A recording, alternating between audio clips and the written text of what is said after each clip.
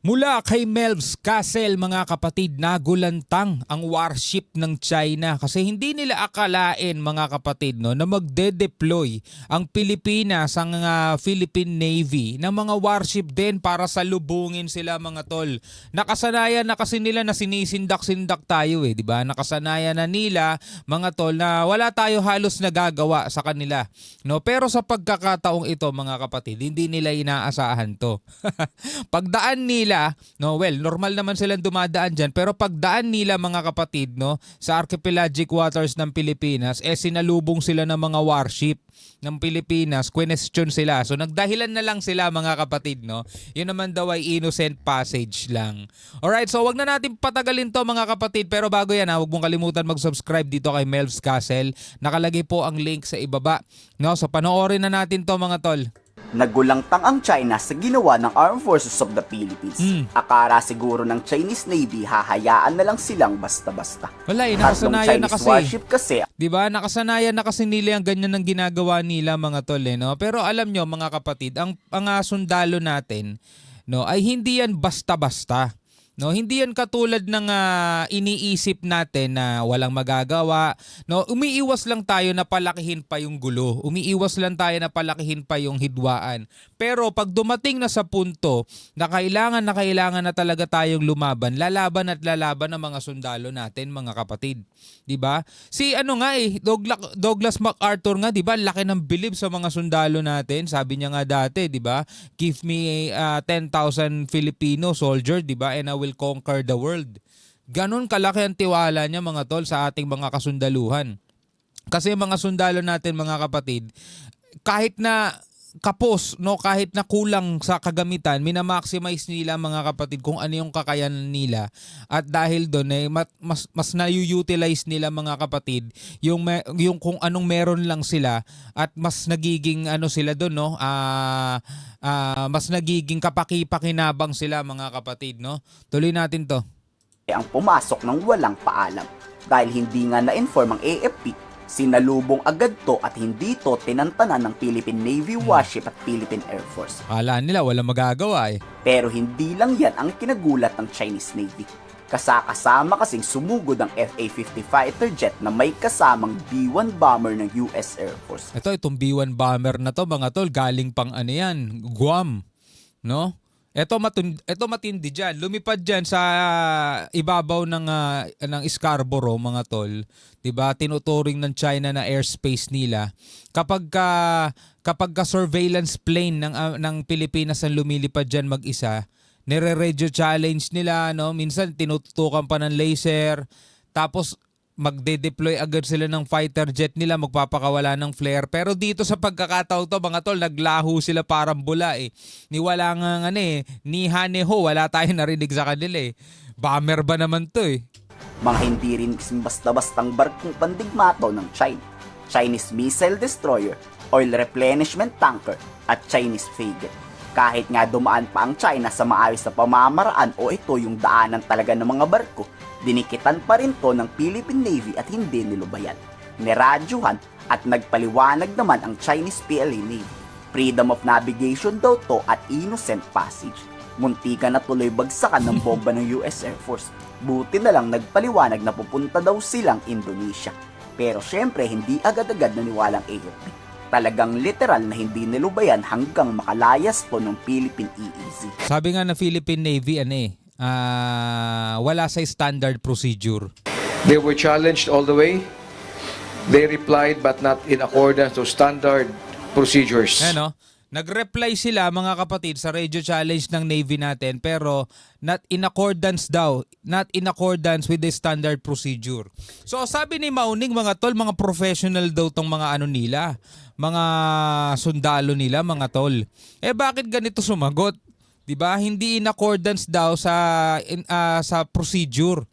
'Di ba? Wala pala sila, panis pala sila 'Di ba? Wala naman pala sila sa standard procedure. Akala ko ba mga professional 'yan, Mauning? Standard procedure is that you would identify yourself, you would state where you came from, where you're heading to. The only reply given to Western Mindanao Command was that they are exercising freedom of navigation and innocent passage. Defensive no? Defensive eh. Ang standard procedure, i-identify mo yung sarili mo tapos sasabihin mo kung saan ka papunta. Eto mga warship ng China, nagdumepensa agad. O teka, ano kami freedom of navigation to, standard procedure, freedom of navigation to, saka innocent passage. Dumedepensa agad. Was that they are exercising freedom of navigation and innocent passage. Track of the PLA Navy ships is a generally accepted and utilized track of merchant vessels traversing north to south. So yung kanilang pagdaan, hindi nakakaalarma sapagkat parati namang may dumadaan doon. Parati naman daw may dumadaan. Pero syempre, questionin pa rin yan, lalo na't warship yan mga tol. Saka kung titignan mo yung mapa, wala sila dun sa West Philippine Sea, hindi sila dun dumaan. Sa may bandang looban sila mga kapatid, sa archipelagic waters. Ang importante, bawat may dumadaan na warship, anumang bansa ay binabantayan po ng Pilipinas. Yan, kaya saludo talaga, no? Saludo sa ating mga kasundaluhan. Grabe ang AFP sa ginawa nila Sa curious kung ilang naval warship ng Philippine Navy ang ipinadala, 6 na Philippine Navy warship ang umescort palayo. Sa Philippine Air Force naman, 2 FA-50 fighter jet ng tulad sa video.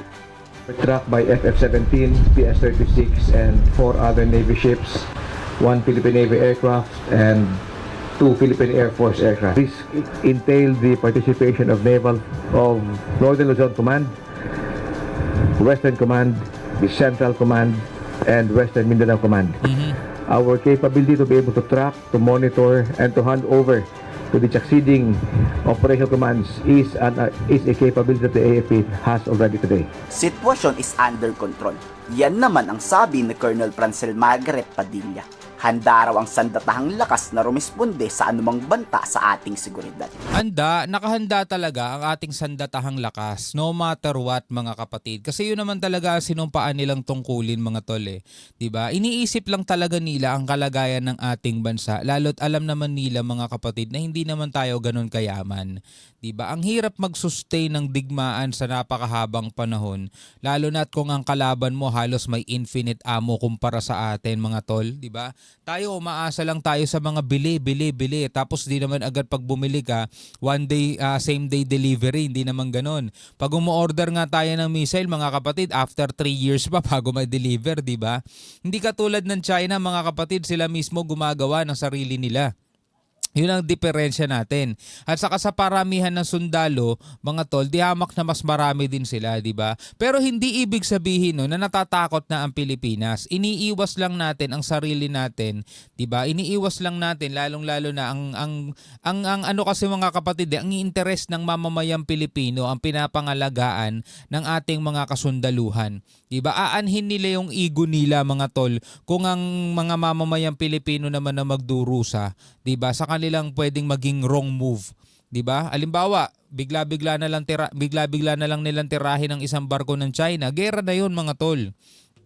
'Di ba? Ang tanong, kaya bang i-sustain ng Pilipinas ang mga kagamitan ng mga sundalo natin sa halimbawa umabot ng 2 taon? 'Di ba? Dito pa nga lang sa Pilipinas, mga kapatid, usapang budget, kinakaltasan pa sila eh. Imagine that, kinakaltasan pa yung mga mga kasundaluhan, saan napupunta? Yung kinakaltas, mga tol, di ba? Yung ibang mga politiko natin dito, gusto nilang mamigay na lang ng pera sa mga mamamayang Pilipino eh. Di ba? Akala mo talaga makakatulong, hindi naman. Biruin mo, bigyan mo yan ng pera, 5,000, bukas makalawa, ubos na yun eh. Hindi naman makakatulong talaga yun, 5,000 na yun, mga tol eh. Yung binibigay na ayuda, di ba? Binadgetan ng ating gobyerno yan eh. O bibigyan mo ng ayuda yung sambayan ng Pilipino, yung mga kapusang kita. Kinabukasan o kaya sa susunod na araw, ubos na yun eh. Kailangan na naman ng pera nun eh. Dapat ang ginagawa ng ating gobyerno, mga tol, tinuturuan sila kung paano palaguin yung pera nila. Hindi yung magbibigay lang ng bibigay ng pera. Ang totoo, hindi naman natutulungan, mga kapatid, yung mga mamamayang Pilipino. Ang natutulungan sila. Kasi nagkakaroon sila ng dahilan, mga kapatid, para sabihin sa masang Pilipino, iboto nyo kami. Diba sila ang nakikinabang dyan, sa totoo lang. Habang etong ating mga kasundaluhan na handang ibuwis ang buhay, kinakaltasan pa ng budget, diba? Yun ang mahirap dun. Dito muling nasubok ang interoperability ng US at Philippines, sabay na rumesbak sa posibleng pag-atake ng China. Bigatin pa yung ipinadala ng US. Bomber ba naman eh? Isang bagsakan lang talaga to ng bomba lusaw yang mga Chinese. There is no cause for alarm as we are prepared to respond effectively to any developments. We remain committed to safeguarding the nation's territorial waters, maintaining peace and stability in the region, and upholding national sovereignty. Sa atin talaga yun eh, pagpapanatili ng peace and stability sa region. Kasi tayo yung pinoprovoke na pero hindi pa rin tayo pumapalag eh. Kasi gusto nating manatili yun eh, i-maintain natin yung peace and stability. No, habang ang China sila yung pangunahing gumugulo niyan. Kahit dumaan sa maayos na daanan ng Chinese Navy, kabastusan pa rin sa AFP ang hindi pagpaalam dito. Kayo, anong masasabi nyo sa pag-respond? Sanay naman kasi mambastos yung mga yan eh. 'Di ba? O halimbawa, biruin mo ikaw, nasa sala ka, 'di ba, nanonood ka ng TV. Tapos biglang may papasok na kapitbahay mo, diretso sa ref kukuha ng maikiinom ng tubig tas lalabas na wala man lang paalam sa iyo. 'Di ba? Bastusan 'yan mga tol eh. Wala, sanay sila sa ganyan mga kapatid eh. 'Di ba? Pag nag-aaway-away nga sila doon, nagduduruan sila sa mukha. Kadiri eh no. Anyway, bilang isang Pilipino, ano masasabi mo diyan? Comment ka na lamang sa ibaba. Hanggang sa muli mga tol, ako nga pala si Shobaldi. Peace out.